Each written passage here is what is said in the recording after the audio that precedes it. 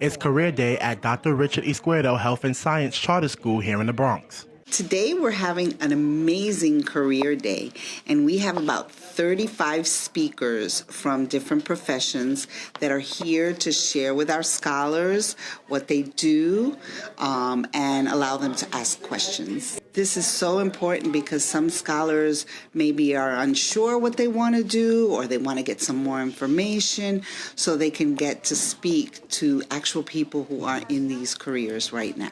We have folks from animal rehabilitation, we have doctors, we have political staff, we have an attorney general, we have folks that work at urban health plan around food insecurity. So these are people that work for the community.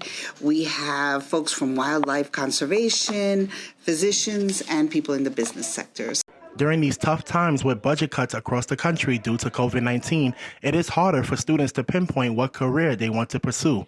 Providing students with the right exposure to workers face-to-face may be the key in showing a possible direction for them to take in the future. What I like to tell young people is it's just as important to try and figure out what you don't want to do as compared to what you want to do. In fact, it's probably easier to figure out what you don't want to do, because there are things that you don't like to do. If there are skills that you don't use, or habits or practices that you're not comfortable doing, then that job's not good for you. You're not going to be happy.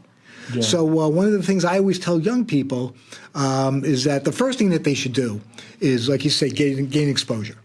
So they can talk to people and learn what they do, learn about different jobs. But then you really need to sit back and think about your skills, what you like to do, what do you do when you have nothing, what do you do when you have time off, and try to find a job that matches the skills that you're using. With this career day being a huge success, the hope is that students will be even more successful in the near future. For BronxNet, this is Kairi Moody.